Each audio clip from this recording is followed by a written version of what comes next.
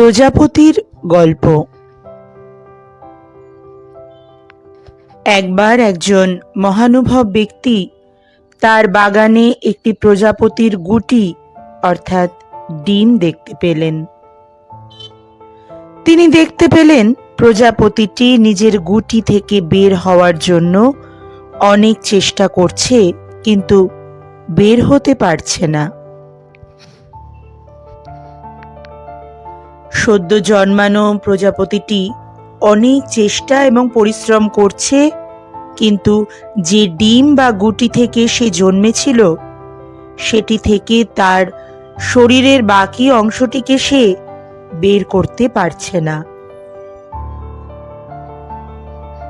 একটা অবস্থায় গিয়ে মনে হচ্ছিল হয়তো প্রজাপতিটি আর বের হতেই পারবে না।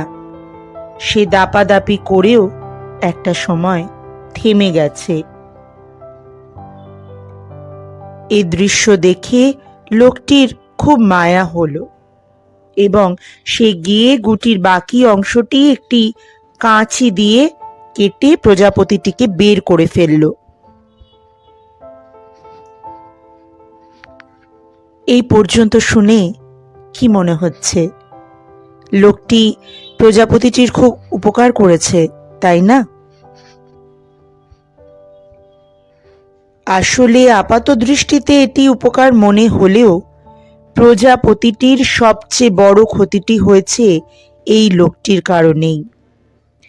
প্রজাপতিটি গুটি থেকে বের হয়ে আসার জন্য যে চেষ্টাটি করছিল নিজে থেকেই, তাতে ওর শরীর আগামী দিনের বিভিন্ন চ্যালেঞ্জ নেওয়ার জন্য প্রস্তুত হচ্ছিল আপনা থেকেই।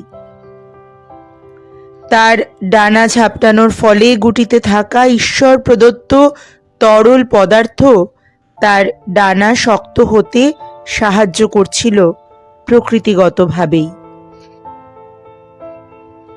কিন্তু এই লোকটি যখন এটিকে বিনা পরিশ্রমে বের হয়ে আসতে সহায়তা করল, তখন তার ডানা রয়ে গেল অপরিপক্ক। প্রজাপতিটি তার বাকি জীবনে কখনো ঠিকমতো উঠতেই পারেনি, কারণ তার ডানা ওড়ার জন্য যথেষ্ট মজবুত ছিল না।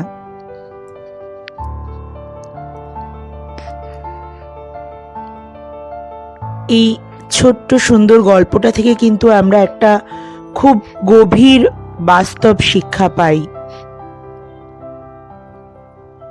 জীবনের প্রতিটা সমস্যা, প্রতিটা প্রতিবন্ধকতা আমাদেরকে সামনের দিনগুলোর জন্য শক্তিশালী করে তোলে। কষ্ট ছাড়া বড় হওয়া যায় না।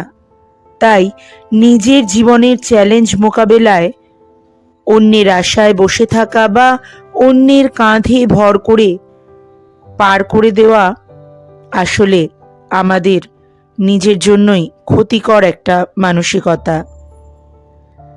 আমাদের প্রত্যেককেই নিজের সমস্যাগুলোকে নিজের মতো করে সমাধানের চেষ্টা করতে হবে।